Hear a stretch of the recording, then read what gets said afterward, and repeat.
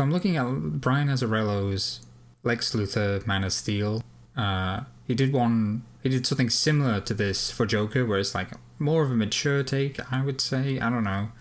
Definitely looks more mature with this art that is used, because I have read both of those stories before, which kind of tipped me off to not like Brian Azzarello, not that I've read that much of his. I did end up impulse buying Brian Azzarello's run on Wonder Woman, so probably should not have done that. Like, when am I going to read that?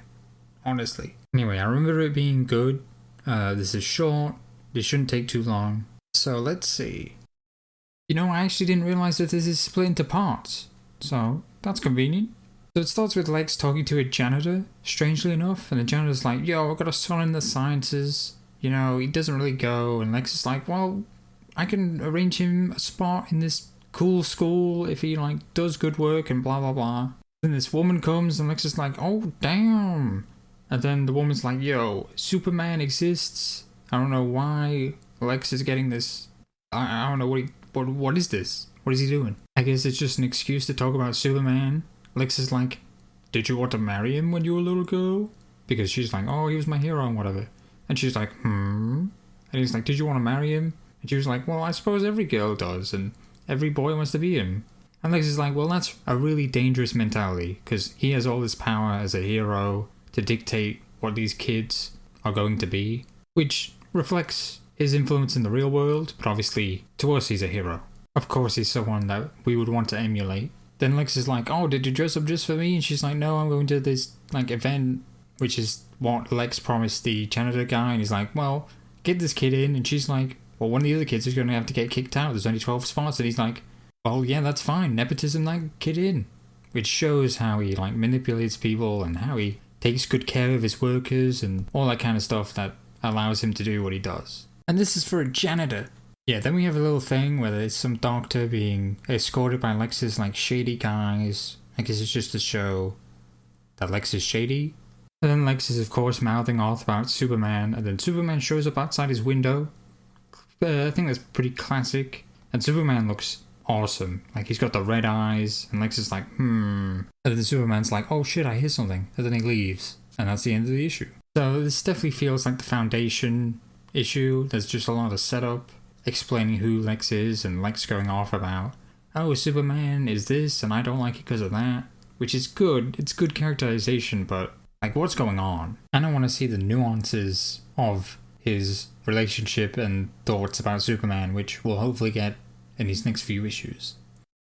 So in this second issue, Luthor's having trouble with the Union. Surprise, surprise. And obviously he wants to screw them over as much as he physically can. They're like, yo, the unions are giving us a hard time. And he's like, well, fuck them. Tell them we're going to turn the construction thing into a non-profit organization. They're like, well, the union isn't going to like that. And Lex is like, it'll be fine.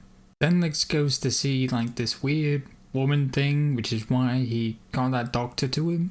They have this little back and forth, which is clearly like Lex is, like, totally into her. Like, she's a naked woman in, like, a vat. Of course he is. I don't know what she's meant to be just yet. Then he comes back and his guys are like, yo, he turned down the non-profit thing. He said it's a no-go. You have a contract.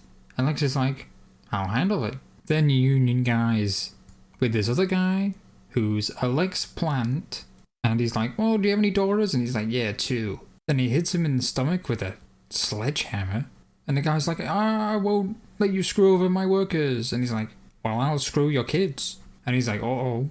Also, he knew their names even though he just asked about the daughters, so he was just putting that in the forefront of his mind before he laid it on him. And then this is kind of like cool back and forth between Luthor and the guy when he's like about to be pushed off the roof. As he's like, oh yeah, I'll renegotiate, I guess I have to. And then it ends with him coming across Bruce Wayne and being like, oh, I can convince him to come to my side, and that won't happen. This comic feels a lot like a journey. Like, I'm just sat here on the ride, and just so far there's a lot of, like, normal Lex Luthor stuff, so it's not too interesting just yet.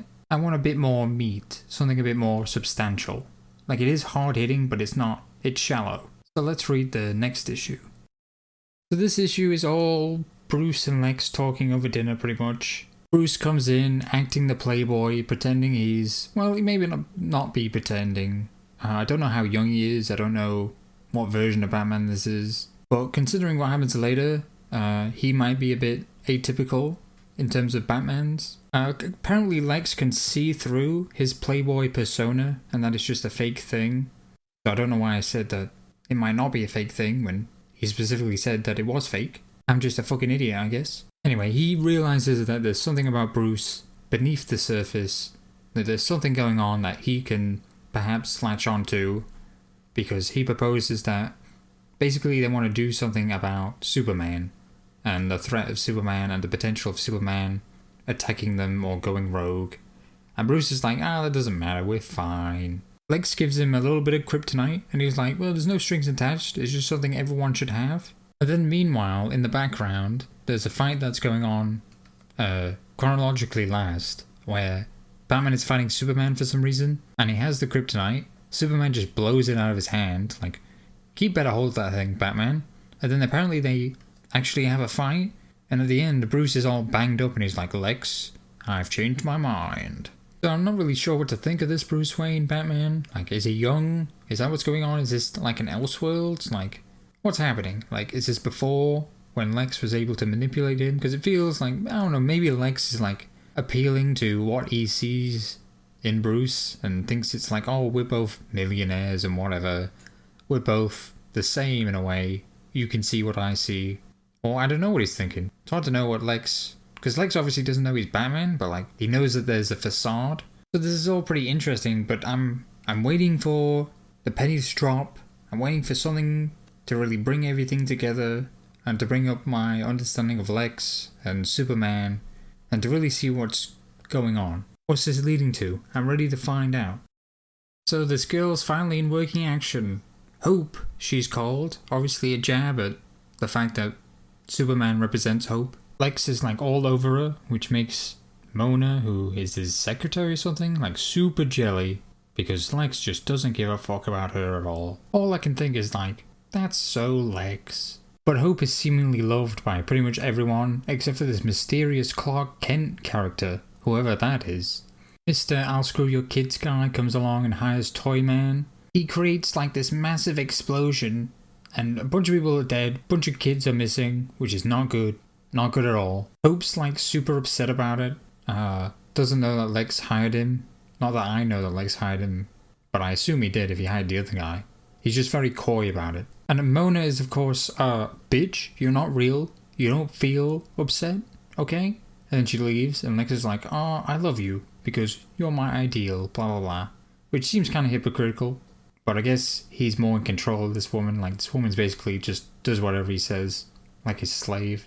So yeah, this is really coming together like I hoped. It's really showing off Lex, how he manipulates people, what kind of person he is. Like, I don't know if I'd say he's a creep, but he's certainly like a horn dog. And like, you know, creating this manufactured, super passive, submissive woman and then having sex with her, you know, and all that doesn't seem very morally correct. But then again, how many romances have you seen with like a fish out of water woman coming across this guy and this guy's like, oh yeah, look at this, aren't you so enamored? Now we're in a romance, we love each other. Like, no one gives a fuck really. I wouldn't say what he's doing is necessarily that problematic, but the thing that's wrong is that he's doing it because she's this super perfect, manufactured super being. He wants absolute perfection and it's just not realistic. Although, I guess in that world it is kind of realistic, because, you know, Superman exists. The point is, it's not actually about Hope, it's about what she represents, and I know that's weird to say. But yeah, what was the point of hiring Toyman? Like, was that really necessary at all? It seemed to kill someone's entire family, I didn't catch who that was, doesn't matter. Let's just have a look at the final issue. So they're going at it, and they see a lead for the toy maker on the TV, and Hope flies off, because she's, you know, she's got to take care of this. Mona hands in her resignation, and Lex is like, I'll see you in the morning. The guy that Luthor uses as a middleman for to hire Toymaker and to beat up that guy, Luthor just betrays him and is seemingly going to get him killed. There's a little thing about the Toymaker here showing that he's, you know, crazy. He's a tortured soul. He's like got mental issues that he can't deal with.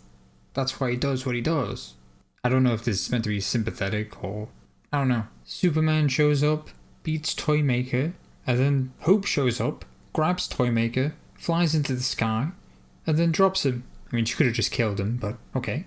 I guess I know why, because Lex Luthor wanted to prove a point. And Lex Luthor is apparently in control of her in some fashion. Also, his name's Toyman, not Toymaker. Hope doesn't even understand why she dropped Toyman. So she's like, what? And then Superman comes along and then Hope's like, fuck you. Unless that's like, Lex doing that, but I don't think so. And then Lex Luthor just has her self-destruct on Superman, seemingly just an attempt to kill him. Or maybe even just as a martyr. Maybe just to make people think that Superman killed her. And of course, Superman shows up at Lex's place. And Lex is like, you shouldn't have fucking saved Toyman. That is not, no one watching wanted you to do that. And obviously, part of being a hero is doing things the right way. You know, getting people in the legal system and getting them dealt with. But to Lex, this is like, and to human nature really, it's like, there's this guy touching kids. Like, they want him dead. And Lex basically throws that in his face and is like, well, yeah, you're an alien. That's why you did that. Like, all of us humans wanted him dead. And Superman finally speaks and he's like, no, I see you exactly for what you are. I could see your soul. And Lex is like, no. Because if you could see a man who gave up hope, as in the physical person, Hope, and the life of Hope, because he just fucking killed her to try and kill Superman. And he just did it just to get rid of Superman, because he just hates Superman that much. And Superman's face, he's just fucking livid. He's so mad. It's drawn so well.